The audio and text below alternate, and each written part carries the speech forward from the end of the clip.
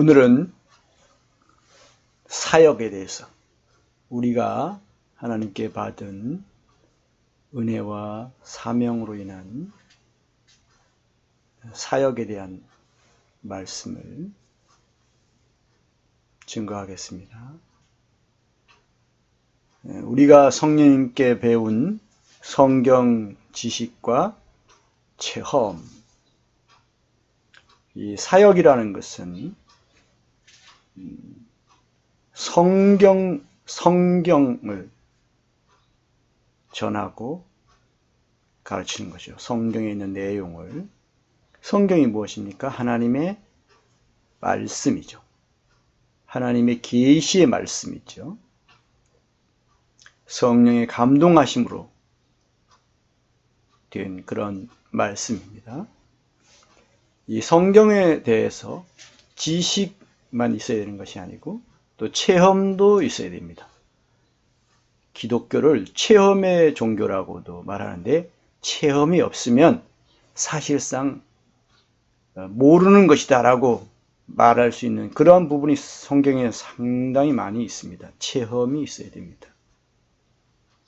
체험이 없이 그냥 머리로만 아는 그런 것은 우리가 죽은 지식이라고 말하는데요. 그것은 거의 의미가 없습니다. 결국은 체험을 위한 것입니다.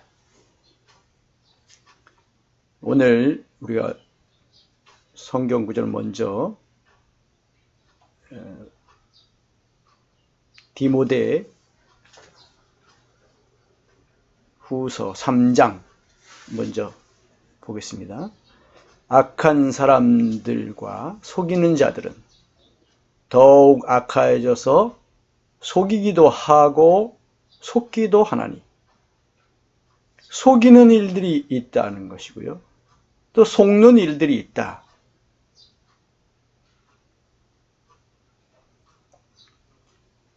이 당시에도 있었고 지금은 더욱 그러하죠. 이 당시에 사도들이 활발하게 그렇게 활동하던 시기인데도 이런 일들이 있었어요. 속이는 일과 속는 일. 속이는 자들이 있고 거기에 속는 자들이 있어요. 그러면 우리는 속이지도 말아야 되지만 속지도 말아야 되죠. 그래서 14절에 보면 그러나 너는 배우고 확신한 일에 거하라. 배우고 확신한 일에 거하라. 우리가 배워야 됩니다. 그리고 확신을 가져야죠. 그냥 배우기만 하고 그냥 내용만 알고 이것이 사실인지 얼마나 귀한지 또 나하고 무슨 관계가 있는지 이런 것에 대해서 잘 모르고 그리고 의심하고 반신반의하고 이것은 안 되는 것이죠. 배운 것에 대해서도 믿음으로 그것을 내가 가져야 되고 확신을 가져야 되는 것이죠. 그리고 확신한 일에 거하라. 그 안에 배운 것 안에 거하는 것이 대단히 중요합니다. 많은 사람들이 머리에 지식은 있는데 그 말씀을 확실하게 믿지도 않고 올바르게 믿지도 않고 또 그 말씀 안에 거하지도 않아요. 그래서 제자가 되지 못합니다. 예수님은 너희가 내 말에 거하면 참으로 내 제자가 되고 진리를 알게 될 것이다. 그리고 그 진리가 너희를 자유롭게 한다 라고 말씀하시죠. 요한복음 8장에서. 그 거하는 것, 이거 중요합니다. 이 거하지 않으니까 진리를 아는 제자가 되지 못해요. 어린 아이 상태에서 계속해서 속는 거죠. 이 사람이 이렇게 말하면 그런 것 같고 저 사람이 저렇게 하면 저렇게 되고 그리고 이단들에게 속게 돼요. 영적으로 이렇게 제대로 알지 못하고 진리를 아는 제자가 되지 못한 상태에서는 이단들에게 잘 속습니다. 그리고 외부의 이단뿐만 아니라 정통 기독교 안에 있는 이단 신학, 이단 사상, 이단 교훈 이런 것도 있습니다. 거기에도 속게 되는 거예요. 그래서 이 제대로 성경을 제대로 배우고 또 확신하고 그 안에 거함으로써 진리를 아는 제자가 되는 것. 이것은 너무 중요합니다. 너는 네가 누구에게서 배운 것을 알며, 이게 누구에게서 배우느냐가 또 굉장히 중요합니다. 잘못된 신학자들에게 배우면 잘못되는 거예요. 속는 거고, 또 이단에게서 배우면 그 이단 사상을 잘 갖게 되는 거예요. 이단이 되는 거예요. 누구에서 배우느냐가 굉장히 중요합니다. 그래서 우리는 이 건전하고 건강한 그리고 올바른 그러한 이제 신학자들을 우리가 또 제시할 겁니다. 그런 사람들. 그리고 우리가 또 바른 신앙의 길을 걸었던 믿음의 선진들을 또 제시할 거예요. 손양원 목사님, 주기철 목사님 이런 분들. 또 최근에 얼마 전에 소천하셨지만 옥한음 목사님 같은 분들. 또 지금 많은 사역을 하고 있는 박보영 목사님 같은 이런 분들. 그런 분들 우리가 저도 배우고 있고 본받고 있고 또 다른 사람들에게 천거하고 있습니다.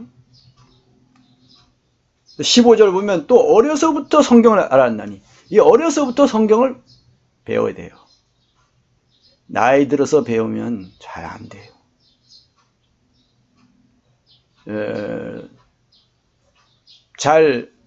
너무 자기의 그 고정관념이 많아서 쉽지 않습니다. 어려서부터 배우는 것이 필요하고, 저도 20대 때 배웠던 것들이 지금까지 40년이 넘도록 20대 때 배운 그 처음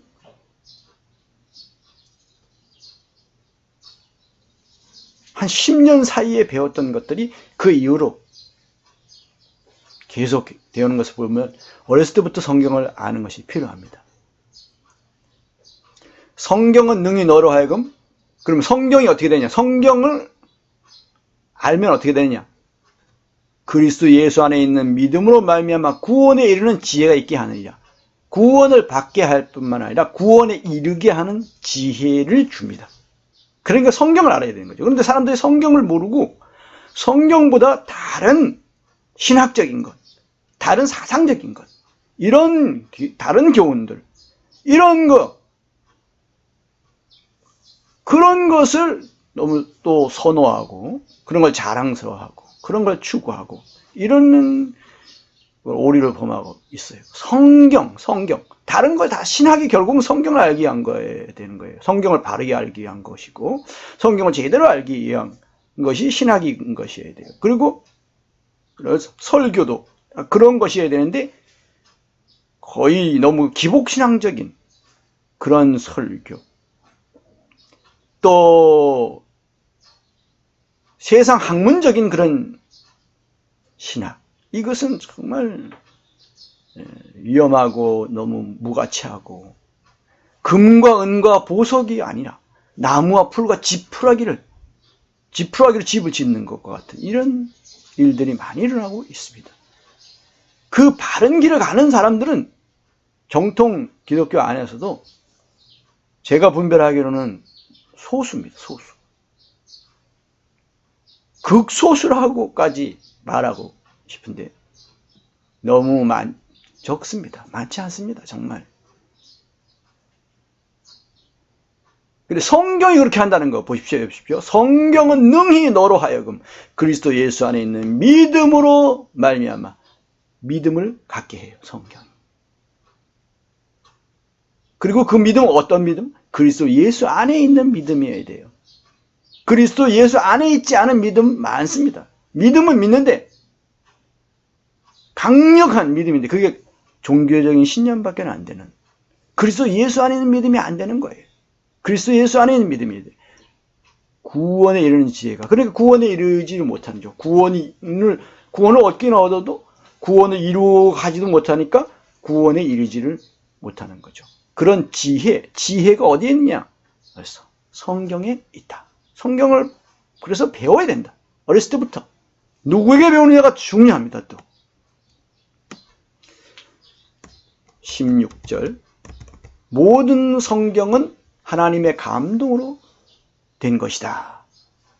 이것이 중요합니다. 이 성경을요, 어떤 사람들은 전체적으로 성경 66권 전체가 하나님의 감동으로 되었다는 것을 안 믿어요. 부분적으로만 그렇고, 부분적으로는 그냥 사람이 쓴 것이다. 그래서 어떤 것, 창조에 관한 기록을 그는 그냥 설하다. 사람이 지어낸 거라 이거예요. 그리스도, 예수 신하다. 예수님에 대한 것도 신격화하고 지어냈다는 거예요. 묵시 문학이라 그래요. 요한계시록을. 그거는 뭐냐? 그건 소설이다. 소설을 쓴 것이다. 이런 식으로 생각하는 사람들이 많고, 그것을 자유주의 신학이라고 하는데, 이것이 굉장히 이 오늘날 많은 신학교에 건전한 이런 이 정통 교회, 교파, 교단의 그 신학교들의 자유주의 신학이 깊이 침투해 있고 엄청난 영향력을 끼치고 있어요. 수많은 신학 교수들과 대학원생들, 대학생들이 그 자유주의 신학에 영향을 받고 나중에 나와서 전도사가 되고 목사가 되고 목회를 하는데 그 자유주의 신학의 영향 아래서 그렇게 가르치고 있는 거예요. 노골적으로는 하지 못하고 그 배경은 가지고 있단 말이죠. 근데 그게 결국은 그렇게 튀어나오고 그런 방향으로 가게 되는 겁니다. 그거는 불신이죠. 그거는 타락이죠.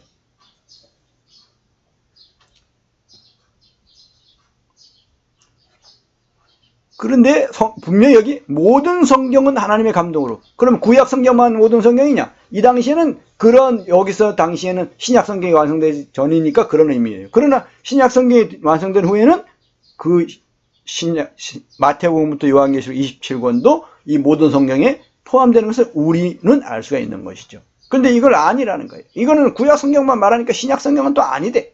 그러면은 그 사람은 진리를 모르기 때문에 이 분별을 못하는 거예요. 마태복음부터 요한계시록에 있는 그 내용이 진리의 책인 것을 자기가 진리를 아는 제자가 되지 못했기 때문에 제대로 분별도 못하고, 그러니까 이건 사람의 말이야, 이건 사람의 말이야, 이거는 안 받아들일 거야, 이거는 하나님의 말씀, 예수님이 직접 하신 말씀만 인정하겠어? 이런 사람들이 나오는 거예요. 그런데 분명히 사도 바울도 그렇고 다른 이들도 계시를 받은 것을 말하거든요. 계시를 받았다고. 그리고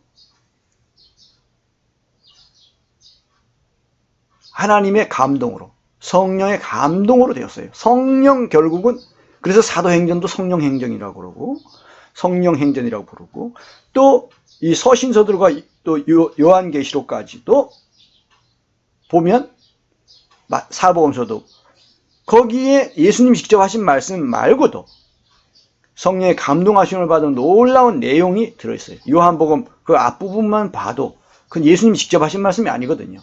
그러나 예수님이 직접 하신 말씀하고 그 대등한 그 위치에 있는 것을 우리가 볼 수가 있어요. 그러면 그 사람이 대등하냐? 그 기록한 사람이 아닙니다. 성령의 감동하심으로 되었기 때문에 그런 수준 높은 하나님의 말씀을 인정받는 그런 그 수준의 글을 쓸 수가 있었던 것이죠. 감동입니다. 하나님의 감동으로 되어졌어요. 그리고 큰 유익이 있습니다. 이 성경이 교훈과 책망과 바르게 함과 의로 교육하기에 유익하다. 여기 교훈이 나오죠. 그래서 우리가 복음과 진리와 교훈까지도 그리스도의 교훈 안에 거해야 하나님을 제대로 섬긴다 라는 말씀 요한 2서 3서에 그런 말씀도 있고요. 그 교훈, 그리고 제자를 삼은 후에 진리를 아는 제자가 되게 하는 것이죠. 그리고 그 후에 예수님이 말씀하시길 내가 너에게 분부한 모든 것을 가르쳐 지키게 하라. 그 교훈이죠. 가르칠 훈, 그 가르침, 가르쳐 지키게 하라. 주님이 분부하신 모든 것. 이게 이제 교훈인 것이죠. 그것은 진리를 아는 거하고 좀 더 높은 차원이고 좀 더 깊은 부분이라고 할 수 있습니다. 교훈과 책망이 있어요. 책망의 말씀이 있어요. 책망의 말씀이 있으니까 거기서 회개가 나오고 자백이 나오는데 책망의 말씀을 그것을 빼버리는 거예요. 사람들이 싫어한다고 해서. 그러면 뭡니까? 회개도 자백도 없어요. 그 회개와 자백이 없으면 어떻게 되느냐? 잘못된 것에 대해서 몰라요. 바르게 함, 바로 잡아주는 말씀이 있단 말이에요. 뭔가 잘못 가고 있는 거, 틀린 거 바로 잡아주는 건데 바로 잡히지 못하니까 자꾸 빗나가고 삐뚤어지고 치우치고 이렇게 되는 거죠. 우물 안에 개구리가 되고 이런 일이 생기는 거죠. 의로 교육하게, 제대로 가르침을 받아야 된다는 것이죠. 우리는 모르잖아요. 모르는 좀 제대로 알아야 될 거 아니에요. 알아야 될 거 아닙니까? 알기 위해서 어떻게 해요? 교육을 받아야 돼요. 뭘로 교육을 받냐? 의로 교육을 받아야 돼요. 이 의가 하나님의 의죠. 그리고 산상수훈 같은 경우에도 보면 의의 말씀인 것을 알 수 있죠. 그리고 히브리서 5장에도 보면 이 젖만 먹는 어린아이가 된 상태에서 그것을 책망하면서 세월이 지나갔는데 계속 젖만 먹는 어린아이 상태에 머물러 있다. 그건 안 된다. 그럼 뭡니까? 의의 말씀을 경험하지 못했기 때문이다. 그 의의 말씀은 더 수준 높은 말씀인 것이죠. 이 교훈의 말씀이라는 부분이에요. 의의 말씀을 경험해야 되는 거예요. 경험해야 그럼 나중에 하나님이 보실 때 선한 것과 악한 것을 분별하게 된다는 것이죠. 그러한 유익이 바로 의로 교육하는 거예요. 17절. 이는 하나님의 사람으로 온전하게 하며 그렇게 돼서 온전하게 되는 것입니다. 산상수훈에 보면 5장에 이런 말씀이 있죠. 너희는 하늘에 계신 너희 아버지 온전하신 것 같이 너희도 온전하라. 여기도 나와. 이게 온전하게 한다. 무엇으로 됩니까? 성경을 제대로 배우고 그리고 어떻게 됩니까? 책망도 듣고 교정도 받고 교육도 받고 그렇게 해서 그 말씀을 알고 체험해야 돼요. 의의 말씀을 체험해야 돼요. 그럴 때 어떻게 됩니까? 선악을 분별하는, 여기 보면 모든 선한 일을 행할 능력을 갖추게 하려 함이라. 모든 선한 일을 행할 능력. 그러니까 선악을 분별을 해야지 그 다음에 또 그런 능력도 갖게 되는 거예요. 지혜와 능력입니다. 지혜. 여기 지혜라 그랬잖아요. 여기 나오잖아요. 구원에 이르는 지혜가 있게 하느니라. 지혜와 능력을 주는 것입니다. 성경이. 그래서 우리가 성경을 배우는 것이지 이건 무슨 신학을 위한 신학, 학문을 위한 학문적 성취를 위한 신학, 학위를 받기 위한 신학. 이거 졸업장을 받기 위한 신학. 이건 아니에요. 논쟁을 위한 신학? 그거 아닙니다. 물론 우리는 이단 교리에 대해서 대항하고 그런 것들에 대해서 그런 게 속지 않게 하기 위해서 신학이 계속해서 제시되고 했던 그런 발전되고 했던 그런 부분들이 분명히 있습니다. 그러나 학문을 위한 신학을 위한 신학 이것이 아니고 학문적인 신학 쪽으로 가는 것이 아니라 우리는 신앙을 위한 신학이 되어야 되는 거죠. 신앙을 위한 신학.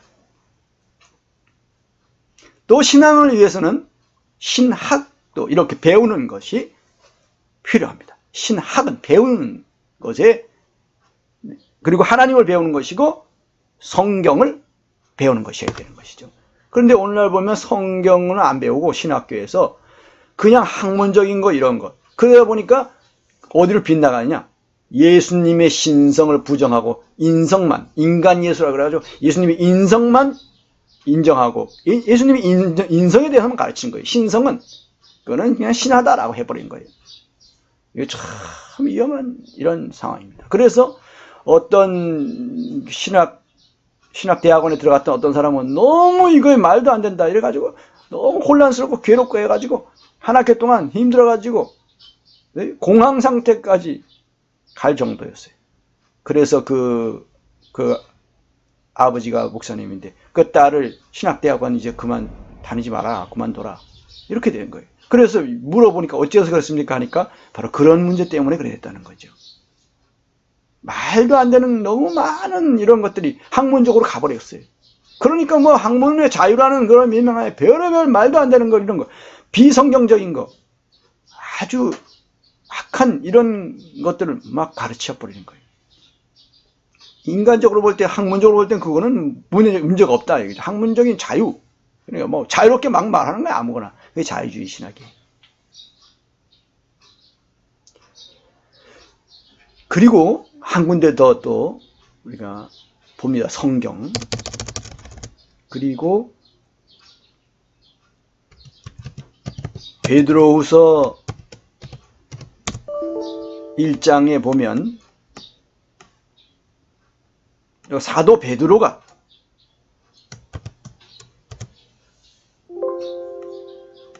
(1장 20절에) 먼저 알 것은 성경의 모든 예언은 사사로이 풀 것이 아니니, 성경의 모든 예언적인 부분인데, 성경에 있는, 사실상은 성경에 있는 하나님의 말씀, 이런 부분이죠. 예언은 하나님이 주신 것이니까, 예언, 하나님의 말씀. 이제 거기에 또 사람의 말들도 포함되고 그랬잖아요. 또 마귀가 한 말도 있고 그래요. 그러나 전체적으로는 성경이고, 전체적으로 우리가 하나님의 말씀이라고 하는데, 그 계시된 부분이라고 하는데, 하나님 계시에서 이제 마귀가 이런 말을 했다는 것도 기록되어 있으니까. 그런데 마귀가 그런 말한 것이, 그것이 거짓말이고 잘못된 것에 대해서 다 알도록 해 주셨어요. 그리고 하나님이 그렇게 마귀가 그런 말한 거, 잘못된 거, 사람들이 그런 말한 거, 잘못된 거, 이런까지 다 말씀해 주신 그것이 하나님의 말씀인 것이죠. 모든 예언은 사사로이 풀 것이 아니다. 여기서 해석의 문제가 나와요. 성경에 있는 것을 사실로 보고, 또 그 진리로 보고, 또 성령의 감동하심으로 보고, 계시된 말씀으로 볼 것이냐, 그렇지 않을 것이냐 하는 문제도 있고, 이제 해석의 문제가 있는 것입니다. 사사로이라는 것은 함부로 쉽게 이렇게 해석하면 안 된다는 겁니다. 푼다는 것은 해석하는 거잖아요. 저도 이 성경 해석학의 도움을 많이 받았습니다. 이제 우리가 앞으로 성경을 해석하는 데 있어서 성경으로 성경을 해석해야 된다든가, 성경의 저자가 되시는 성령님의 도우심을 받아서 성경을 해석해야 된다든가, 또 전체 안에서 해야 되는데 그걸 똑 떼서 그것만 해석하지 않고 전체 문맥 안에서 해석해야 된다든가, 이 여러 가지 그 원칙이 있습니다. 그런 원칙을 벗어나면 안 돼요. 그리고 성경을 해석할 때 일반 이성으로 성경을 해석해서는 안 되고, 신앙 이성으로 성경을 해석하고 이해해야 된다는 거. 신앙 이성, 이게 좀 다릅니다. 그러한 원칙들이 있어요. 그런 면에서 저도 도움을 받아서 이제 성경을 해석하게 되는 것이고요. 또 베드로가 다른 곳에서 여기 3장에서는 바울에 대해서, 우리 형제 바울도 그 글을 썼는데, 편지를 썼는데 그 중에 알기 어려운 것이 들어 있다. 어려운 내용들이 있는데 그것을 또 함부로 풀다가 멸망에 이르는 사람들이 있다는 그런 말씀입니다. 이게 해석의 문제가 있습니다.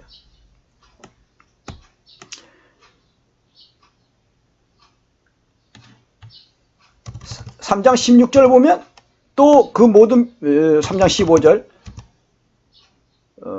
사랑하는 우리가 사랑하는 형제 바울도 그 받은 지혜대로 너희에게 썼고, 그 받은 지혜, 여기서 이제 지혜로 나와요. 이건 받은 계시인 거죠. 그리고 지혜는 계시에서 좀 더 이해한 것, 체험한 것, 이런 부분이 더 포함되는 표현입니다. 16절. 또 그 편지에도, 그 모든 편지에도 이런 일에 관하여 말하였을 때 그 중에 알기 어려운 것이 더러 있으니, 그 중에 알기 어려운 것이, 굉장히 어려운 부분이 또 있습니다. 무식한 자들과 굳세지 못한 자들이, 아직 어리고 진리를 아직 모르는 자들을 말하는 거예요. 무식한 자들, 굳세지 못한 자들, 영적으로 어린 자들이래요. 다른 성경과 같이 그것도 억지로 풀다가, 다른 성경도 막 억지로 푸는데 그것조차도 억지로 풀고 이러다가 누구처럼? 서기관들과 바리새인들, 이런 사람들처럼 스스로 멸망에 이르느니라. 얼마나 무섭습니까? 이 성경 해석을 잘못하면 이렇게 된다는 거. 사도 바울, 베드로도 이렇게 경고를 했습니다.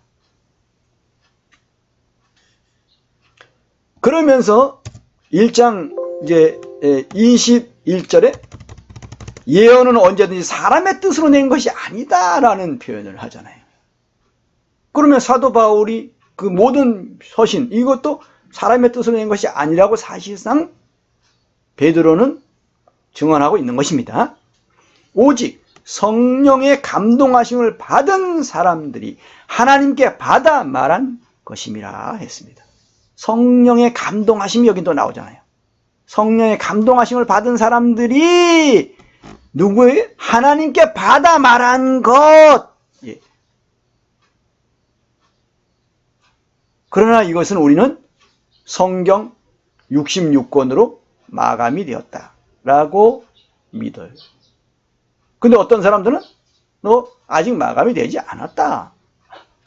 자기네들이 지금 또 이 사도 베드로, 사도 바울, 또 사도 요한 이런 인들처럼 자기네들이 오늘날에도 새롭게 계시를 받는다 이렇게 주장하는 사람들이 있는데 그걸 신사도 운동이라고 그래요.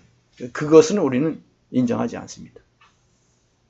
그 사람들 인정한다고 우리가 다 그 사람한테 가서 배우고 그래야 되는데 아니에요. 그렇게 주장한다고 해서 되는 것이 아니고 그 사람들의 주장을 또 성경에 비춰볼 때 성경과 하나가 아니에요. 뭔가 새로운 거, 성경에 없는 거예요. 그건 있을 수가 없죠.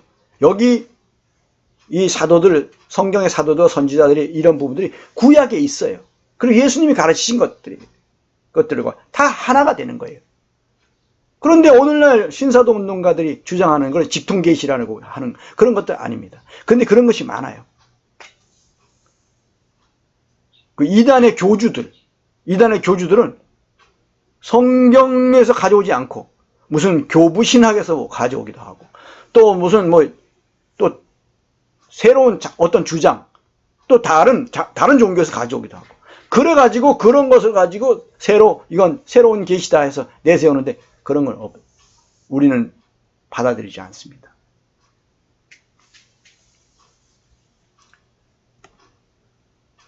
어떻게 성경을 배우느냐? 성경의 범위가 어디냐? 이 66권이에요. 그 이상 더 추가해서도 안 되고 거기에서 어느 정도 잘라내서도 안 돼요. 근데 어떤 사람은 잘라내요. 설하라 그러고 신하라 그러고 또 개인 사상이라 그러고 소설이라 그러고 이래 하면서 그 부분을 사실상은 잘라내는 거예요. 덮어버리고 잘라내고 하는 것이고 어떤 사람도 더해버려요. 안 돼요. 더해도 안 되고 빼도 안 됩니다. 요한계시록의 그런 말씀이 사실상 이 66권에 적용되는 거예요. 구약 39권, 신약 27권 이 66권에 해당된다고 우리가 보는 것이죠. 더하면 요한계시록뿐만 아니라 여기에 더하면 재앙을 받게 되는 것이고 제해버리면 그 거룩한 성의 생명나무에 참여함을 제하여 버리는 것이죠. 그런 엄청난 상급 이것을 잃어버리게 된다는 것입니다. 그래서 멸망에 이르리라 하는 게 그렇게 나오고 해석을 어떻게 하느냐도 굉장히 중요하고요. 이 성경의 범위 기록된 말씀 밖에 넘어가지 말라 할 때 그 기록된 말씀 고린도전서 3장에서 사도 바울이 그랬죠. 기록된 말씀 밖에 넘어가지 말라고 한 그 기록된 말씀 거기에 넘어가면 안 되고 또 그걸 잘라내도 안 되고 더해도 안 된다는 뜻이죠. 그런 사람들에게 그렇게 제대로 배워서 어떻게 되느냐? 지식과 그러한 체험이 있는 사람, 성령님께 배운 이 성경 지식과 체험이죠. 결국은 성경에서 배우지만 성령님께 또 성경의 저자이신 성령님께 배워야 된다는 것이죠. 그러나 성경의 사도들과 선지자들과는 우리가 완전히 차원이 다른 것입니다. 사도와 선지자하고는 완전히 다릅니다. 우리는 그저 복음을 전하고 또 양들을 양육하고 또 가르치고 모공과 진리와 교훈을 가르치고 그 수준이시 그 새로운 그런 그 교훈을 세워 나갔던 사도들과 선지자들의 터 위에 교회가 세워진다는데 그렇게 터가 되는 그러한 것을 우린 제시하지 않아요. 새로운 것을 제시하지 않습니다. 제시할 수가 없습니다. 이미 마감되었기 때문에. 그것이 벌써 2000년이나 흘러왔는데 근래에 들어서 추가한다, 또 제해버린다? 그것은 뭡니까? 새로운 종교를 만드는 거예요. 그건 정통 기독교가 아닙니다. 결국에는 이단이고 이단 사상인 거예요. 이단 신학. 정통교회 안에서는 이단이라고는 정죄받지 않지만 그 안에 있으면서 이단 신학인 거예요. 이단 가르침, 이단 사상인 거죠. 그것도 우리가 경계하고 거절해야 됩니다. 성경이 지식, 뭔가 배우는 게 있어야 되죠. 지식이 있어야 되고 체험도 있어야 돼요. 지식만 있어가지고는 안 돼요. 많은 사람들이 그냥 지식만 전해요. 여기저기 짜깁게 해가지고 계속해서 사람들이 전해왔던 거 이렇게 해가지고 모아가지고 또 그걸 또 전하고 이렇게 해서 자기 체험은 거의 없어. 그러니까 자기 말로 전하지 못하고 여기저기 해서 짜깁게 해서 그렇게 설교하는 경우가 대부분인 거죠. 다 나와 있어요. 그런 설교집들 이런 것들도 있고 강해집 또 주석에도 요즘은 그 다 설교 자료가 될 만한 이런 주석을 다 해서 엄청나게 설교 자료가 넘쳐나요.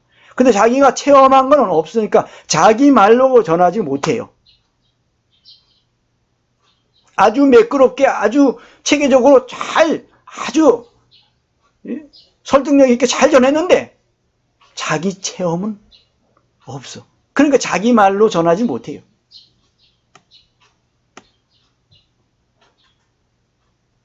체험이 없으면 그건 엄밀하게 말하면 아직 자기 게 아닙니다. 남의 거예요. 남의 것 같다는 거예요. 그건 자기는 아직 사역자가 아닌 거예요. 그냥 남의 사역의 결과물들을 전달하는 자밖에 안 되는 거죠. 보내심을 받아서 일하는 그런 사람이 될 수가 없어요. 체험이 있어야 됩니다. 이렇게 지식과 체험이 있다고 해서 또 되는 것이 아니고 어떤 부분이 있어야 되냐? 이 은혜가 있어야 돼요. 은혜. 그래서 고린도전서 15장 말씀을 보면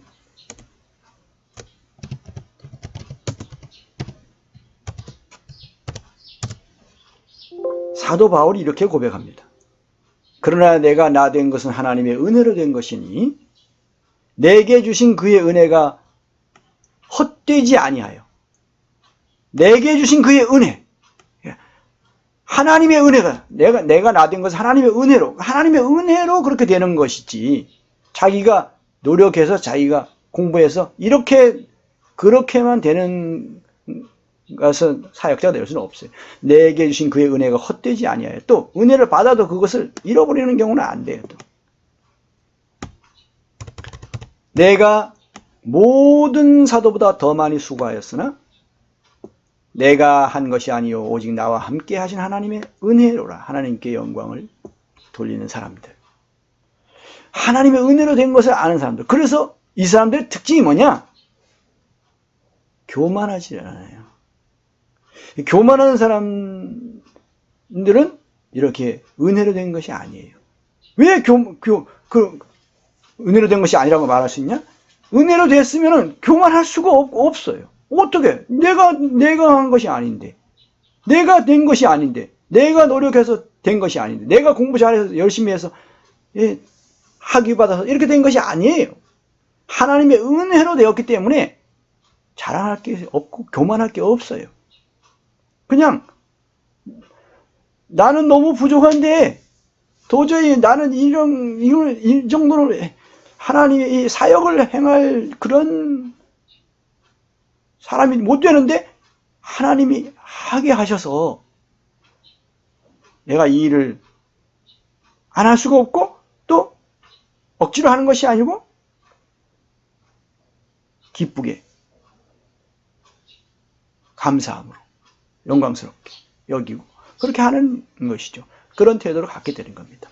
이것이 지식과 체험과 이런 은혜가 있을 때 그 사람을 자기도 알게 되고 자기도 다른 사람들도 그것을 알게 돼요. 아, 저 사람은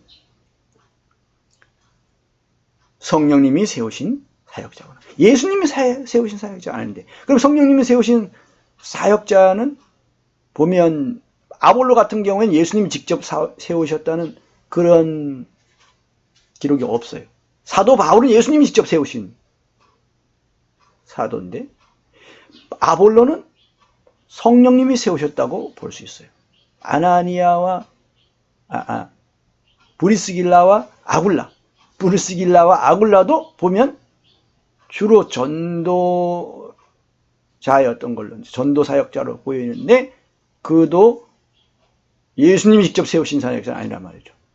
또 스데반과 빌립, 그 집사로 세워졌는데 보면 나중에 보면 그들이 전도 사역자인 것을 볼 수가 있죠. 그럼 성령님이 또 세우셨다고 볼 수가 있는 것이죠.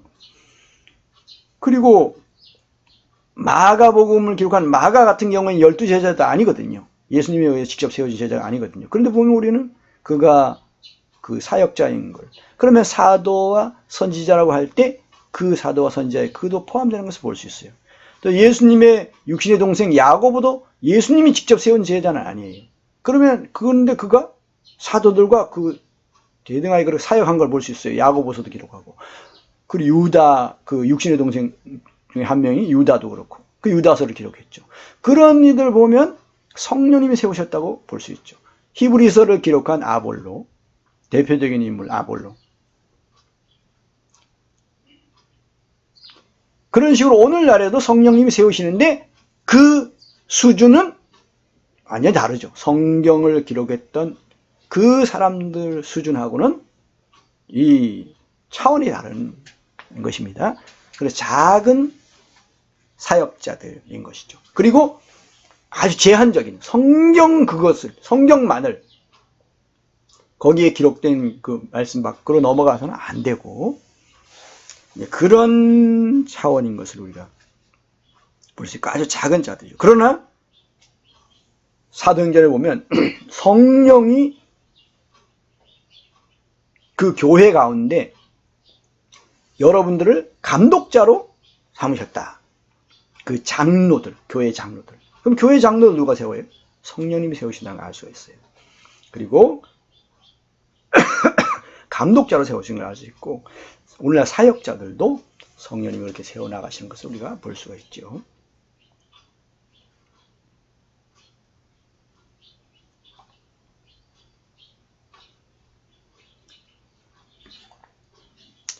이제 이렇게 돼서 사명, 은혜를 입어서 사명을 받고 너희는 가서 모든 민족을 제자로 삼아라, 그런 사명을 받게 되잖아요. 근데 자기가 아직 제자도 되지 못했는데 다른 사람 제자 삼을 수가 있겠어요? 최소한 제자는 돼야 되죠. 그래야 다른 사람을 제자로 삼을 수도 있는 것이죠.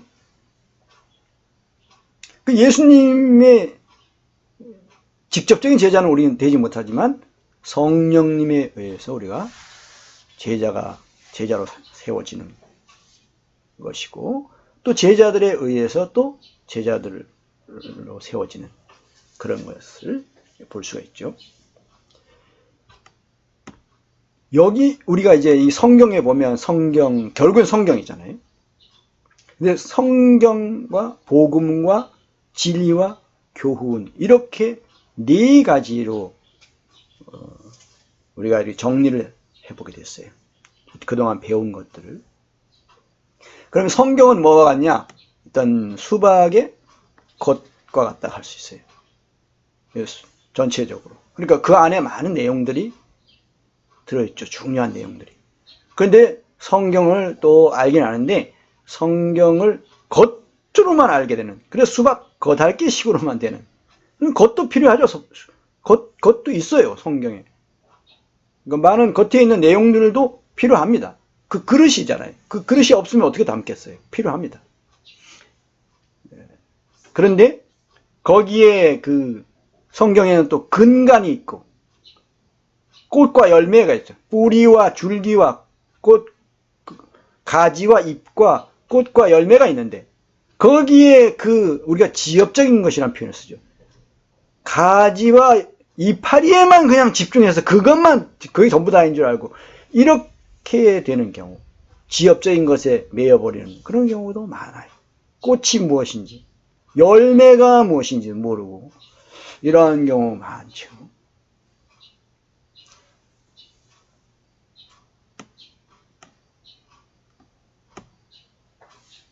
그리고 복음. 이 복음이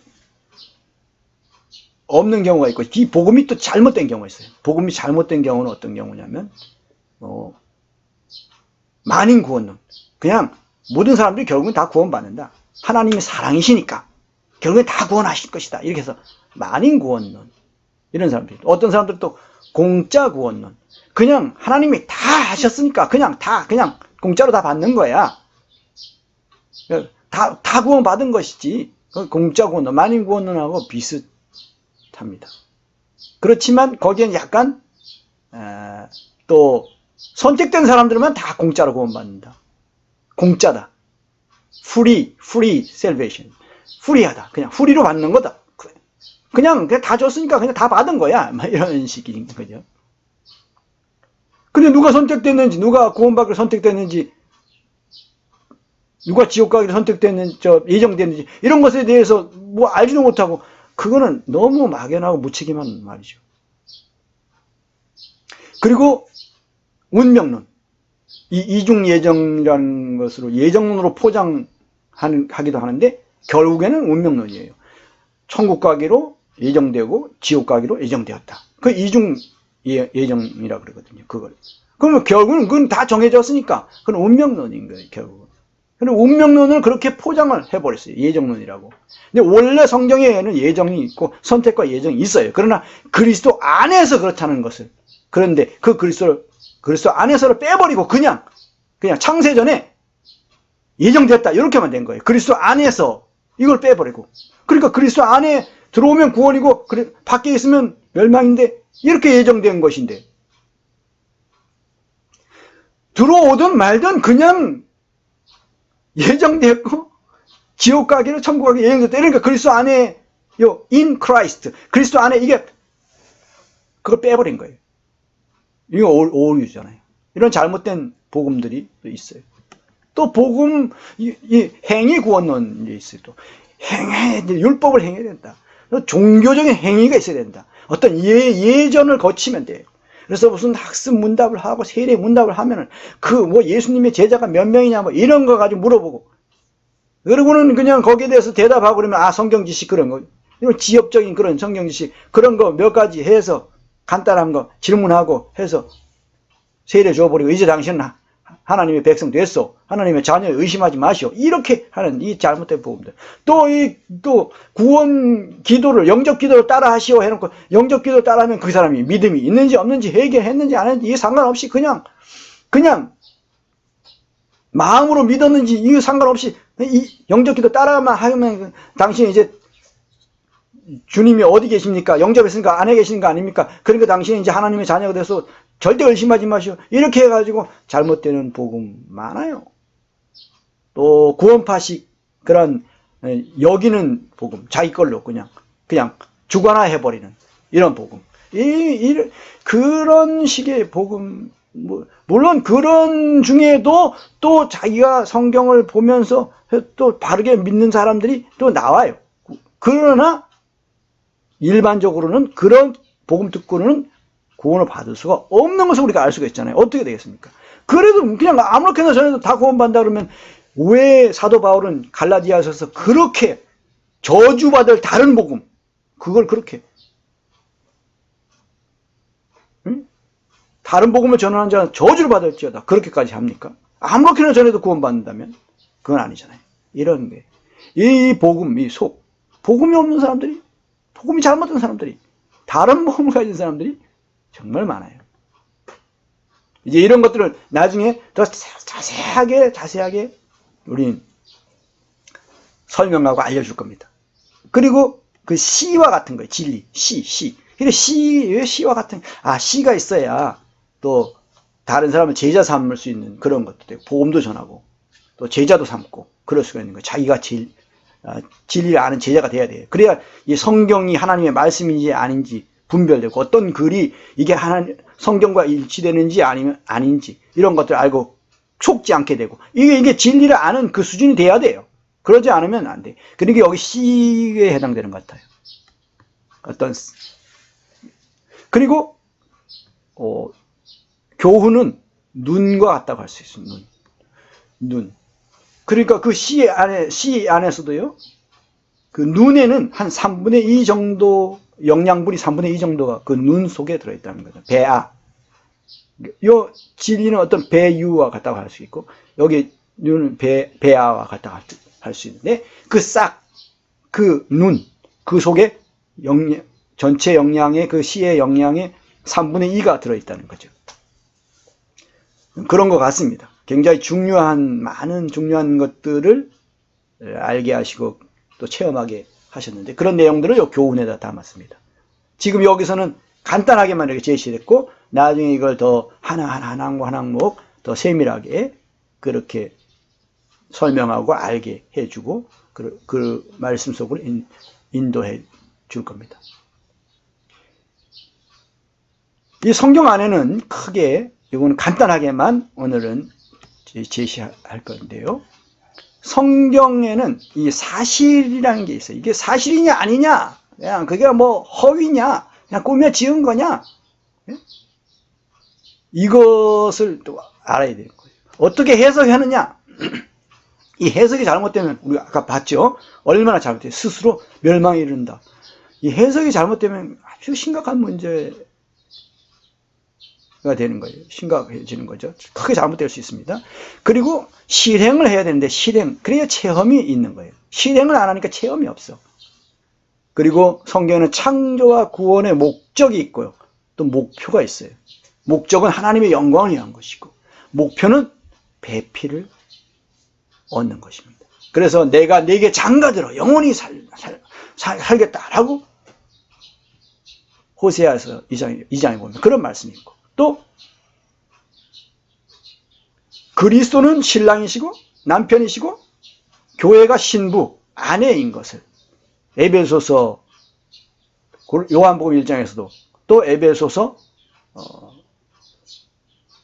5장에서도 계시하고 있죠. 그리고 요한계시록 19장에 가도 어린 양 예수님의 그 혼인잔치, 그 아내가 예비되었는데 세마포, 빛나고 깨끗한 세마포 옷을 입었다. 이런 부분이 다 그 배필을 얻게 한 것을 알 수 있어요. 그럼 이런 것들, 목적도, 창조의 목적도 모르고, 또 창조의 목적이 결국 인생의 목적인 거예요. 우리의 신앙의 목적이 되는 것이고요. 그리고 목표도 마찬가지. 하나님이 세우신 그 목표가 우리의 신앙의 목표여야 되는 거죠. 우리는 그분의 그 신부가 되는 것, 아내가 되는 것이어야 되는 겁니다. 그리고 성경에는 삼위일체, 하나님의 삼위일체 부분이 있어요. 이게 잘못되면 크게 또 잘못됩니다. 일위양성, 아버지, 아들, 성령 하나님이신데 완전히 하나이심을, 영원히 셋이고 영원히 하나이심을.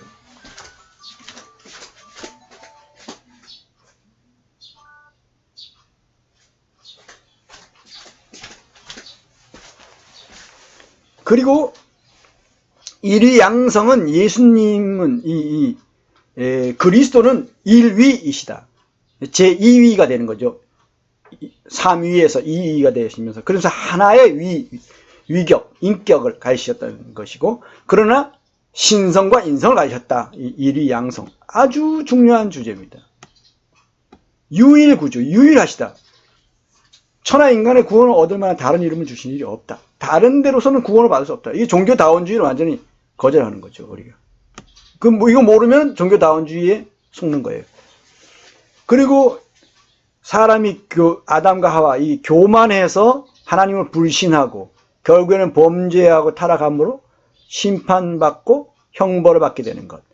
그리고 구속 하나님의 아들을 보내셔서 십자가에서 죽게 하심으로 구속 사역을 이루신 것. 그 대속이라고도 하죠. 그리고 구원하심.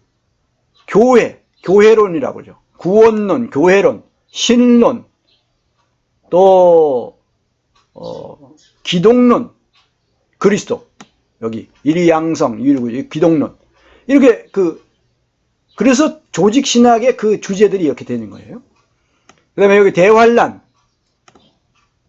재림, 이건 종말론, 그리고 천년왕국 대단히 큰 주제입니다. 구약에서도 천년왕국에 대해서 많은 예언이 있습니다.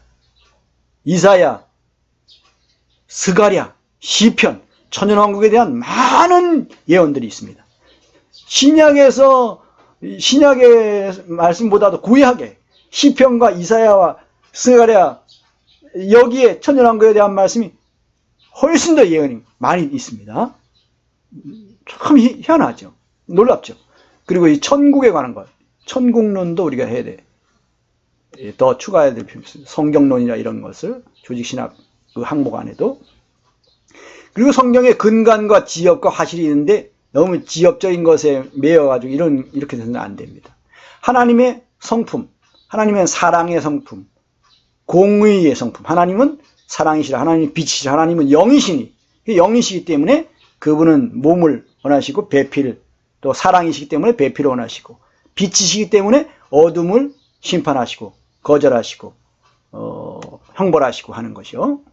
그리고 하나님의 뜻이 뭐냐, 그걸 알아야 돼요. 여기 목적과 목표와도 관련이 있죠. 그리고 이 뜻은 사람이 이 자유의지를 가지고 자발적으로 하나님을 믿고 순종하고 복종하고 사랑하게 하는 것이에요. 그래서 심지어는 하나 되는 그런 것이 하나님의 뜻입니다. 왕권, 하나님의 나라 안에 이스라엘도 있고 또 교회도 있고 천국도 있고 천년왕국도 있고 나중에 아버지의 나라라고, 나중에 예수님이 그 나라를 아버지 하나님께 바친다는 말씀이 고린도전서 15장에 나오죠. 그런 왕권이라는 표현을 했어요. 그리고 복음, 진리, 교훈, 영광. 결국엔 영광의 복음으로 영광을 얻고 영광을 이루고 영광에 이르는, 영광 안으로 들어가게 되는 거죠. 많은 아들을 이끌어 영광 안으로 들어가게 하시는 일이라고 표현하죠. 예수님의 사역의 사역에 대해서 그 영광 안으로 들어가게 하는 일. 그리고 이제 이 복음에 대해서 입체적으로 복음을 전하라. 단편적으로 전하지 말고 은혜로만 전하지 말고 믿음도 있어야 되는 거예요. 또 믿음만 하는 게 아니라 회개가 있어야 돼요. 그 전에. 그리고 믿음은 또 순종을 동반해야 돼요. 이렇게 입체적으로 성경이 제시되어 있습니다. 그리고 하나님의 의에 복종해야 돼요. 자기 의를 세우려고 노력하는 것, 그런 것이 잘못됐다는 것. 그리고 하나님의 의를 알고 그 의에 복종할 때 구원을 받게 된다는 거예요. 이스라엘이 하나님을 믿고 하나님께 열심은 냈어. 그런데 구원받지 못했어. 왜 구원받지 못했냐? 하나님의 의를 모르고 하나님의 의에 복종하지 않았기 때문에, 자기 의를 세우려고 노력했기 때문에 안 됐다는 겁니다. 그럼 자기 의가 뭐고 하나님의 의가 뭐냐 알아야 될 거 아닙니까? 그럼 복음에 하나님의 의가 나타나야 그게 제대로 된 복음이에요. 그런 겁니다. 그리고 구원에 대한 올바른 확신이 있어야 돼요. 사람이 주는 확신 말고 성령님이 주시는 확신, 성경에 비춰져서 갖게 되는 확신, 칭의, 새 생명, 성령, 이걸 받았다면 그 증거들이 있습니다. 그 증거들을 확인해야 될 거 아닙니까? 그래서 너희가 그리스도 안에 있는지 자신을 시험하고 확증하라고 그랬어요. 테스트를 해봐야 돼. 확인을 해봐야지. 그러지. 그리고 나서 확증을 가져야지. 확신을 가져야지. 그냥 사람들이 그냥 확신하세요. 의심하지 마세요. 그런다고 해서 그 말을 믿으면 안 되잖아요. 사람의 말을. 그리고 셋째, 온갖 거짓 복음에 속지 말고, 아까 말했었죠. 그런 잘못된 복음들. 그리고 새 언약의 복음을 끝까지 사수하라. 이것은 굉장히 중요한 것을 근래에 우리가 알게 됐어요. 그리고 이제 진리, 이런 성경적인 열린 신학, 아주 중요한 부분입니다. 이 닫힌 신학은 안 돼요. 우물안 개울이가 돼서는 안 돼요. 나는 누구에게 속한 자, 누구에게 속한 자, 누구에게 속한 자, 이렇게 어떤 사람에게 속하면 안 돼요. 사람을 머리 삼고 그 사람의 신학에 갇혀버리면 안 돼요. 성장을 못합니다. 어린아이 상태로 머물게 돼요. 그 다음에 종합적인 균형 신학, 부분적인 게 아니고 전체적이어야 되고 종합적이어야 되고, 그리고 균형에 잡혀야 돼요. 치우치지 말아야 돼요. 어느 한쪽에 치우치면 또 성장에 문제가 생깁니다. 하나님의 말씀과 하나님의 말씀 진리라고 그랬거든요. 아버지의 말씀은 진리니라. 진리로 그들을 거룩하게 하옵소서. 그러니까 진리가 없으면 내가 거룩하게 안 돼. 분별이 안 돼. 거룩하게. 세상 사람들과 별 차이가 없어. 믿음을 가졌더라도 거듭난 하나님 자녀가 됐는데 세상 사람들과 그 삶이, 인격과 삶이 별 차이가 없어. 이거는 이 진리를 몰라 그랬어요. 진리로 그들을 거룩하게 하옵소서. 아버지의 말씀은 진리니이다. 하나님의 말씀을 알아야 돼요. 그 다음에 예수님의 계명, 새 계명을 너에게 주노니 서로 사랑하라. 내가 너희를 사랑한 것 같이 너희도 서로 사랑하라. 이 새 계명, 그것을 알게 돼요. 그래서 서로 사랑을 하게 되죠. 알게 되고, 성령님을 능력으로 아는 것이 아니고 신격, 성령님께 인도하심을 받고, 그래 진리 가운데로 인도하신다고 그랬거든요. 성령님이. 성령님께 인도하심을 받아서 진리가 받을 줄 알아야 진리 가운데 들어가서 진리 아는 제자가 되는 거예요. 그리고 성령님이 너에게 모든 것을 가르치시고, 내가 너에게 말한, 예수님이 말씀해 주신 모든 것을 생각나게 하시려고 했는데, 그렇게 돼야지 모든 것을 제대로 배워야 되네요. 성령님께 배우지 않고서는 안 돼요. 사람들로부터 배워가지고서는 그 진리를 아는 제자가 되지 못해요. 사람들로부터도 배우는 것도 필요하지만 결국은 성령님께 배워야 됩니다. 그래야 진리를 아는 제자들이 되는 거예요. 그리고 진리를 아는 제자들이 되면, 진리를 알게 되면 뭘 알게 되느냐, 이런 것들에 대해서 분별을 하게 돼요. 진리의 말씀을 옳게 분별하는 제자가 된단 말이에요. 그러면 진리를 알면 거짓된 것, 진리와 반대된 것들에 대해서 분별을 할 수 있는 능력이 되고, 그것을 이길 수 있게 됩니다. 기본적으로 죄악, 자아, 이 자아에 대해서 분별을 못하는 사람들이 많습니다. 육체, 세상에 대해서 분별 못하고 그냥 세상 따라가고 세상 유행 따라서 그냥 사는 사람들이 많죠. 여전히 세상 사람들과 구분이 안 돼. 거의 그냥 교회 다닌다는 거, 그거 다른 거. 마귀를 알고 이기게 돼요. 마귀까지도 이기게 됩니다. 우리가 마귀의 정체를 알게 돼요. 이 죄라는 것의 정체도 알게 되고, 악을 이기게 되고, 육체의 정체도 알게 돼요. 육체, 이 성령을 대적하는 육체, 이 육체에 대해서 잘 모르면 이제 성령님을 따라 행해야 될 때 그냥 성령님을 따라 행하지 못하고 육체를 따라 행하게 된 거예요. 그러니까 성령님을 알면 육체도 분별하게 되고, 또 육체를 알게 되니까 육체를 거절하고 경계하게 되고 성령님 따라 행하게 되고. 우상, 이 마귀가 우상을 만들어놨어요. 10대의 우상뿐만 아니라 많은 우상들이 있고, 자기가 또 우상이 되고요, 가족이 우상이 되고, 이런 문제, 돈이 우상이 되고, 또 이단들이, 바깥에 이단들도 있지만 이 정통 교단, 교회, 교파, 교단 안에 그 종교 개혁을 통해서 이 정통성을 회복한 그런 그 교회들, 그런 교파들, 교단들, 교회들 안에도 이단 신학, 이단 사상이 있어요. 그걸 이겨야 돼요. 그걸 이기지 못하면 망합니다. 영적으로. 그리고 사망이라는 걸 이겨야 돼요. 영의 일을 생각하고, 영의 일을 생각해야 돼요. 육의 일을 생각하는 것이 아니라 영의 일을 생각함으로 이 사망을 이기는 거예요. 이 육체 아는 거하고도 좀 관련이 있습니다. 영의 생각은 생명과 평안이라, 육의 생각은 사망이라고 그랬어요. 이 사망을 이기는 거예요. 영의 생각은 생명과 평안이라. 그렇게 되면 또 산상순을 행할 수 있는, 성령을 따라 행함으로 산상순을 행할 능력도 갖게 되죠. 이 교훈은 뭐냐? 주야 묵상, 항상 깨어서 기도하고, 이렇게 해서 그렇게 할 때 어떻게 되냐? 이런 실행이 되어야 성령님이 하시는 말씀을 듣게 되고, 또 성령님이 하시는 말씀을 들어야 그냥 기록된 말씀뿐만 아니라 성령님이 또 말씀하세요. 속에 이 기록된 말씀을 가지고 근거로, 그러면 배울 뿐만 아니라 또 그런 말씀, 책망하시는 말씀을 듣고, 지적하시는 말씀을 듣고, 지시하시는 말씀을 듣고 어떻게 돼요? 회개해야 돼요. 이게 요한계시록 2장 3장에 나오는 그런 말씀이에요. 그러면 이렇게 할 때 어떻게 돼요? 이기는 자가 됩니다. 이게 교회의 타락도 이기는 자가 되는 겁니다. 이 앞에 있는 이런 것만 이기는 것이 아니라 교회의 타락도 이기는 자가 되는 겁니다. 우상숭배와 이런 또 미지근해지는 거, 처음 사랑을 버리는 이런 거 이기는 거죠.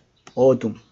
그 다음 자백을 해야 돼. 요한 1서에 보면 자백을 할 때 성령의 사귐, 거룩한 사귐 안에 들어갈 수 있어요. 진리와 말씀이 우리 안에 거하게 돼요. 그 말씀으로 인해서 우리가 성장하게 되고 또 강해지고 이길 수 있어요. 그리고 거룩한 빛 가운데 자백할 때 빛이신 하나님 안에서 빛 가운데 거룩한 성령의 사귐, 교통하심, 사귐을 갖게 됩니다. 그리고 새 속에 물들지 않은 그런 것들을 다 씻어버리고 경건한 사람들이 되는 거예요. 하나님을 예수 그리스도의 그 마다들의 형상을 본받는 경건한 사람이 되는 겁니다. 무릇 경건하게 살아보자 하는 자는 핍박을, 박해를 받으리라. 그러니까 그런 잘못된 것들로부터 자기를 지키게 되는 것이고 잘못된 것을 잘못된 것이라고 말하게 되는 것이죠. 그러니까 박해를 받는 거예요. 나로 인하여 너희를 욕하고 핍박하고 너희를 거스르는 모든 악한 말을 할 때에는 너희에게 복이 있나니 바로 그런 것이 경건이죠. 겸손과 은혜, 겸손한 자들에게 하나님은 교만한 자를 물리치시고 겸손한 자들에게 은혜 주시는데 이 은혜 위에 은혜, 구원의 은혜에 더해서 더욱 큰 은혜를 주십니다. 그 겸손은 계속 겸손해야 돼요. 근데 겸손하다가 어느 날 교만해져요. 좀 알게 되면 그 교만해지면 그때 끝나게 됩니다. 그 은혜가 끊어져요. 은혜로부터 끊어져요. 그러면 뭡니까? 그냥 죽은 지식만 남아. 껍데기가 돼요. 성장도 멈추고 패배하게 되고 그렇게 됩니다. 그리고 이렇게 계속 은혜를 받을 때 또 위 앞에 있는 이런 내용들을 통해서 성령 충만하게 돼요. 회개하고 자백하고 겸손하고 경건하고 이렇게 될 때 우리는 성령으로 깨어있고 항상 기도하고 말씀을 묵상하고 그 말씀의 속에 있게 하고 그 말씀을 먹고 또 소화하고 이렇게 될 때 성령으로 충만케 되는 것입니다. 이 말씀과 관련이 깊고 또 회개와 자백과 관련이 있습니다. 겸손.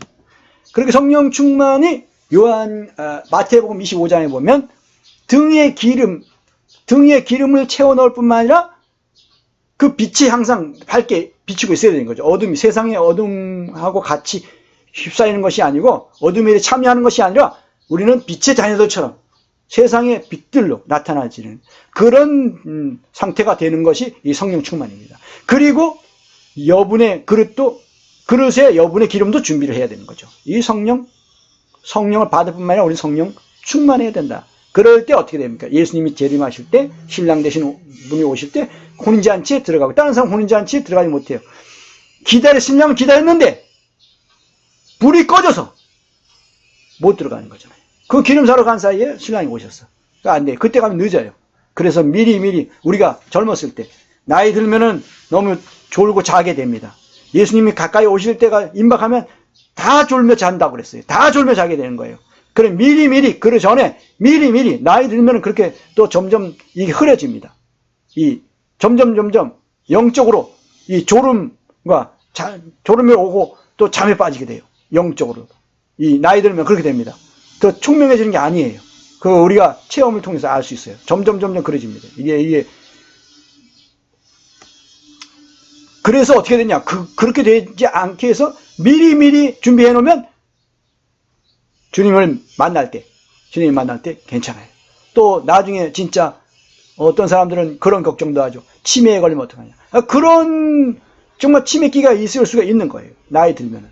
그 전에 젊었을 때 우리 창조주로 기억할 뿐만 아니라 성령 충만한 그런 것이 가득 채워져야 되는 거죠. 그리고 그렇게 성령 충만할 때 우리는 산상수훈을 행할 수가 있어요. 이건 천년왕국 가서만 행하는 것이 아니고 이 땅에서도 행할 수가 있습니다. 혼인잔치에 신부로서 들어갈 수가 있는 부분도 있고요. 그리고 끝으로 그리스도의 사랑과 복종을 복종, 이 복종 중요합니다. 사랑만 아니에요. 사람들은 이 사랑은 어느 정도 그래도 본받아야 된다는 것에 대해서는 있는데 복종을 본받아야 된다는 것에 대해서는 잘 몰라요. 그래서 강조하지도 않고 주의하지도 않아요. 자기가 그 길을 가지도 않아요. 근데 복종을 본받아야 됩니다. 이 사랑과 복종, 여기서 남편과 아내로서 그렇게 또 돼야 되고, 또 인도자와 또 성도로서, 그 감독자와 성도로서도 거기도 보면 너희 인도하는 자들에게 히브리서 13장에 보면 순종하고 복종하라 그랬어요. 거기에서도 복종이 나와요. 그러나 우린 그 주님께 복종하듯이 하면 안 됩니다. 그렇게 되면 그 사람을 신격화하는 거예요. 사람을 신격화하는 거예요. 거기에 그 선을 지켜야 되는 거예요. 그리고 그러나 또 선을 지킨다고 해서 당신은 나는 똑같아 해가지고 복종도 하지 않고 순종도 하지 않으면 또 배우는 것이나 유익이 없어요. 또 본받아야 되는, 본받는 태도가 있어야 됩니다. 저도 지금도 배우고 있고요. 지금도 여러 사람들로부터 책으로부터 배우고 또 본받고 있습니다. 복종에 있어서 특히 아내가 남편에게 복종하라 그랬는데 그것은 그냥 실종돼 버렸어요. 오늘날 누가 그렇게 합니까? 그건 아주 미친 짓이라 그러고 아주 우스갯거리가 되잖아요. 조롱거리가 됩니다. 아내가 남편에게 복종해야 된다 그러면 요즘 이 시대가 어떤 시대인데 이러면서 무슨 조선시대냐 이러면서. 그러나 성경 분명히 아내가 남편에게 복종해야 된다고 가르칩니다. 또 남편이 아내를 사랑해야 되는데 그리스도께서 교회를 사랑해야 된다는데 이거를 소홀히 하고 부정해버리거나 하면은 그리스도께서 교회를 사랑하시는 것에 대해서 부정하는 것이 돼요. 그거 의미가 없는 것이 돼버리는 거예요. 그것이 참이고 진리이고 우리가 그것이 너무도 귀한 보석인 것을 마음에 인정한다면 아내를 사랑해야 됩니다. 그리스도께서 교회를 사랑하시는 것이 그것이 진리임을 우리가 행동으로서 나타내는 것이 아내를 사랑하는 거예요. 어떻게 사랑합니까? 서로 사랑도 사랑이지만 여기서는 가장 가까운 이웃이잖아요. 가장 가까운 이웃 사랑으로 사랑하는 거예요. 일방적인 사랑이 이웃 사랑은. 그래서 서로 사랑 면도 있지만 서로 사랑이 안 되더라도 일방적인 그런 사랑으로도 사랑해야 됩니다. 그런 또 남편이기 때문에 아내를 사랑하는 그런. 그리고 아내가 남편에게 복종하지 않으면 교회가 그리스도께 복종할 필요가 없다. 이렇게 말하는 것이 되는 거예요. 행동으로. 얼마나 무섭습니까? 이게 높은 것입니다. 사랑과 복종, 남편과 아내의 사랑과 복종, 인도자와 또 영적으로 배우는 사람들의 그 성도들의 그런 관계에서 중요합니다. 그러나 아내가 남편을 복종한다 할지라도 그리스도께 복종하는 그 수준으로 복종하면 안 되는 거죠. 그 선이 있는 거죠. 주님의 말씀에 어긋나면 우리는 따르지 않습니다. 그러니까 주님의 말씀 안에서만 우리가 받아들이는 것이, 주님의 말씀에 어긋나면 우리는 불복종합니다. 그런 목적인 거예요. 이게 다른 거죠. 우리가 주님께 복종하는 것과 남편에게 복종하는 게 다른 점이 그런 겁니다. 인도자에게 복종하는 것과 머리 대신 그리스도께 복종하는 것이 거기에 다른 것입니다. 이 다른 것에 대해서 잘못되면 이단이 되는 거예요. 사람을 그리스도의 위치로 머리 삼고 이렇게 되면은 남편을 머리 삼는데 그리스도를 머리 삼듯이 그렇게 절대시해버리면 절대시 안 돼요. 절대적으로 하면 안 돼요. 그것이 뭡니까? 우상숭배고 사람을 신격화하는 것이고 그것은 이단이 되는 거예요. 그럼 오늘날 많은 이단들의 특징이 뭡니까? 어떤 특정 지도자를 결국에 신격화하는 거예요. 그 사람의 몸이 되는 거예요. 그 사람에 속한 자가 되는 거예요. 그러면 안 됩니다. 사도 바울 같은 사람에게 속해서도 안 되고 베드로에게 속해서도 안 됐는데 오늘날 다른 신학자들, 다른 지도자들에게 속해도 된다고요? 아닙니다. 절대 아닙니다. 이것을 그 지켜야 될 그 선, 그걸 넘으면 그것이 이단이 결국에 되는 거예요. 그리고 죽음을 본받아야 돼요. 사도 바울이 그리스도의 죽으심을 본받는다고 그랬어요. 왜요? 그의 부활에 이르기 위해서. 그 부활이 어떤 부활이겠습니까? 그 부활은 모든 그리스도인들이 얻는 최종적인 부활이 아니고 몸의 부활이 아니고 첫째 부활, 천년 동안 그리스도로 더불어 왕노릇 하게 되는 그 첫째 부활. 그 첫째 부활에 참여하려면 그분의 죽음, 그분과 함께 죽는 것으로만 끝나지 않고 죽음을 계속 본받아야 돼요. 죽은 삶을 살아야 돼요. 십자가를 지고 사는 삶, 자기를 부인하고 자기 십자가를 지는, 이게 죽음을 본받는 삶입니다. 그런 삶을 살아나가야 되죠. 그리고 그렇게 살면서 결국에는 이 위선적인 사람이 돼서는 안 되고, 겉으로만 꾸미는, 의식하는 사람이 돼서는 안 되고, 속에서부터 그 인격과 그 삶이, 그 중심이 양무리의 본이 되면 영광의 면류관을 얻게 된다고 베드로는 그렇게 증언하고 있습니다. 양무리의 본이 되는 것, 이것이 또 사역이지, 본이 되는 것이 사역이지, 자기는 그 길을 가지도 않고 체험도 없으면서 그냥 말로만, 입으로만 그렇게 사람들을 닥달하고 그렇게 하는 것은 진정한 사역이 아닙니다. 하나님의 예수님의 사역, 성령님의 사역이 아니기 때문에, 성령님이 보내신 사역이, 하게 하시는 사역이 아닌 것입니다. 양무리의 본이 되라. 우리 그 구절, 한 구절 마지막으로 봅니다. 베드로 전서 5장에 보면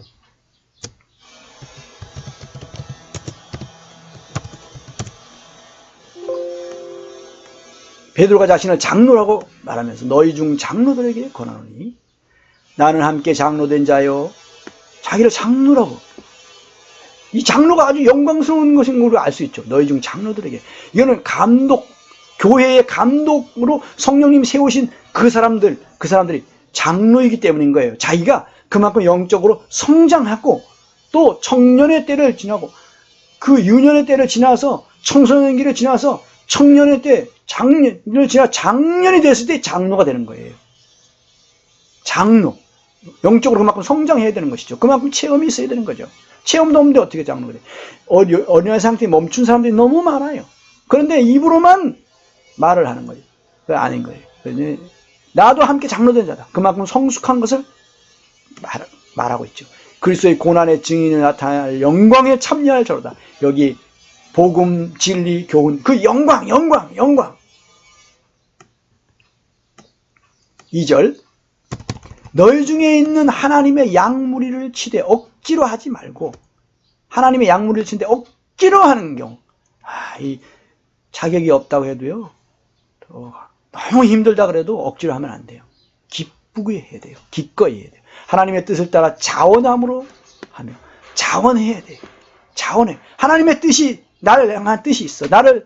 나에게 이걸 명하셨어요. 사명이 있어요. 그러면 그것을, 그 사명을 받아서 그 은혜, 그 지식과 체험과 그 은혜에 따라서, 배움에 따라서 하되 더러운 이득을 위하여 하지 말고, 이거 큰 시험입니다. 이거 뭔가 자꾸 이익을 얻으려고 하는 그런 마음이 자꾸 큰 시험입니다. 더러운 이득을 위하여 하지 말고 아무 물질적인 뭔가 오지 않는데도 기꺼이 해야 돼요. 이거 쉽지 않습니다. 뭔가 내가 물질적으로 뭔가 받기 때문에 내가 하는 이런 경우, 그러면 뭡니까? 결국에는 내가 나이가 들어가서 이제 은퇴하면 더 이상 안 하는, 은퇴해도 80까지도 그 뭔가 할 수 있으면 할 수 있어야 돼요. 근데 몇 살 되면 딱 은퇴시키는 거, 세상에서 하나 시키는 거지, 은퇴시키는 거지. 세상적인 것이 그게. 어디 성경에 그런 게 어디 있습니까? 은퇴가, 성경 어디 그런 게, 은퇴라는 게 어디 있습니까? 그렇다고 또 이 소리 저 소리 막 헛소리 하고 이러면서도 계속 사역한다, 그건 또 아니죠. 그렇게 되기 전까지는 사역할 수 있다는 거예요. 그리고 3절, 태도. 맡은 자들에게, 하나님이 맡겨주신 사람들이 있단 말이에요. 맡은 자들에게 주장하는 자세를 하지 말고, 이거 주의해야 됩니다. 저도 이거 실패 많이 했어요. 이 주장하는 자세를 하게 되는 거, 이거. 제가 제 아내에게도 주장하는 자세를 많이 했었어요. 과거에 제가 배웠고 우리를 인도했던 어떤 분이, 형제는 너무 아내에게 너무 주장하는 자세로 한다. 너무 강압적으로 한다.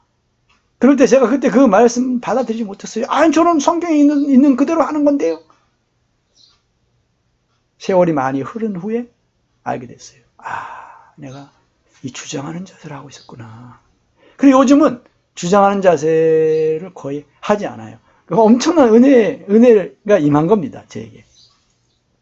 그리고 약물이의 본이다. 이 본이 많이 되지 못하는데, 그래도 이 약물이의 본이 되는 것에 대해서 주님께 또 칭찬도 듣고, 내가 위로도 받고, 또 격려도 받고 그렇습니다. 그러나 아직도 이 본이 되지 못하는 그런 부분이 있고, 실패하고, 이래서 참 부끄럽고 이런 부분이 여전히 있고, 아직도 또 더 알아야 되고, 더 깊이 알아야 되고, 더 분명히 알아야 되고, 더 확실히 알아야 되는, 더 풍성하게 체험해야 되는 그런 성령 충만이나 이런 부분들도 그렇고, 그래야 되는 부분이 여전히 남아 있습니다. 또 됐다 안 됐다, 이겼다 졌다 하기도 하고요. 그래서 이 약물의 본이 되는 이 부분에 있어서도 아직 진행 중이고 많이 부족한 부분이 있습니다. 그런데 이렇게 되면 어떻게 되느냐, 제대로만 되면, 그리하면 목자장이 나타나실 때에 시들지 아니하는 영광의 관을 얻으리라. 시들지 아니하는 영광의 관을 얻으리라. 영광의 관. 사도 바울은 의의 멸류관이라고 했는데, 또 사도 요한은 생명의 관, 죽도록 충성하면 생명의 관을 얻는다 그러고, 여기는 이렇게 목양의 일을 제대로 하면, 사역을 제대로 감당하면 영광의 관을 얻으리라고 사도 베드로는 우리에게 증언하고 있습니다. 그러면서 중요한 것 한 가지를 강조하는데, 이건 저는 너무너무 중요하다고 생각하고, 저도 제일 중요하게 여기는 것 중에 하나가 이겁니다. 5장 5절. 젊은 자들아, 이와 같이 장로들에게 순종하고. 이게 교만해서, 이게 순종하지 않고 자기가 어느 정도인지 조금 알게 되면 순종 안 해요. 장로들에게 순종해야 되는데 안 해. 다 서로 겸손으로 허리를 동이라 그랬는데, 이 겸손을 허리를 동이지 않아요. 교만해져. 거기서 다 망해버려요. 거기서 끝나버려요. 거기서 망해. 교만해져. 아, 나도 이제 좀 알아. 당신 말하는 거 그거 나도 이제 말할 수 있어. 근데 아니거든요. 그게 아직은 제대로 아는 게 아니거든요. 체험이 아직 없어요. 그런데 이렇게 특히 뭐 말씀을 가르치고 전하고 이러다 보면 자기가 그것을 안다고 착각해버려요. 그렇지 않은데 이건 심각한 문제죠. 그래서 이 설교자가 되면 그때서부터 정말 배움이 멈춰져 버리는, 그냥 설교거리만 그냥 찾게 되고요. 다른 사람한테 말해줄 거리만 찾지, 자기가 자기 소화하고 자기가 먹고 자기가 배우고 하는 이런 것에 있어서 자기를 위한 배움이 끝나버리는 이런 경우가 많습니다. 이거 정말 위험합니다. 그게 교만이에요. 하나님은 교만한 자를 대적하시되, 사역을 겉으로 가서 해. 굉장히 이 기술적으로 굉장히 다방면의 지식을 가지고 잘 이렇게 버무려서 자기끼리도 잘하고 해서 해. 그런데 자기는 그 길을 제대로 안 가. 말만 그렇게 하고 어느 날 주장하는 자세로 한다는 거, 그거 말만 그렇게 한다는 것을 깨닫을 때 참 그때가 이제 시작되는 거예요. 다시 제대로 된 사역이 시작되는 거예요. 겸손. 하나님 왜 했냐면, 하나님은 교만한 자를 대적하십니다. 물리치실 정도가 아니라 대적하셔요. 물리치셔서 아주 그 거리를 두시는 거예요. 아예 내쫓는 거예요. 그리고 대적적으로 하신 거예요. 얼마나 무섭습니까? 하나님이 대적하신대요. 그러면 뭐예요? 마귀와 하나가 된 거예요. 그렇게 될 수 있습니다, 사람이. 얼마나 무섭습니까? 하나님은 교만한 자를 대적하시되 겸손한 자들에게 은혜를 주신다. 겸손한 자가 되어야 계속해서 그 은혜를 받아요. 더욱 큰 은혜를 주시는 그 야고보서 4장에 있는 그 더욱 큰 은혜, 그 은혜를 받아야 돼요. 그런데 성령님께 귀 기울이지 않고 성령님이 하시는 말씀을 듣지 못하는데 어떻게, 그래서 회개하지 않고 자백하지 못하는데 어떻게 겸손해지겠습니까? 그래서 회개와 자백이 그래 중요한 거예요. 이 구원 얻을 때만 있는 것이 필요한 것이 아니라 그 이후에도 회개와 자백은 계속되어야 된다는 것이 요한계시록 2장 3장과 또 요한 1서 1장에도 1장 2장에 그런 내용이 분명하게 또 나타나 있는 것이죠. 하나님은 교만한 자를 대적하시고 겸손한 자들에게 은혜를 주시는 분이심을 우리가 분명히 알고 결코 교만해지지 않고 늘 하나님 앞에 겸손한 사람이 되어서 계속해서 그 은혜를 받고, 사도 바울이 계속해서 그 서신의 앞뒤에 그 말하잖아요. 은혜가 너희에게 은혜가 있을지, 은혜와 평강이 있을지어다 하면서 은혜를 계속해서 강조합니다. 은혜의 중요성을 알기 때문이죠. 그 어떤 자들에게 은혜가 겸손한 자가 되라, 겸손한 자가 되라, 겸손한 자가 되라, 교만한 자가 되지 마라 라고 사도 바울은 계속해서 강조했던 것이죠. 할렐루야. 주님께 감사와 영광을 돌립니다.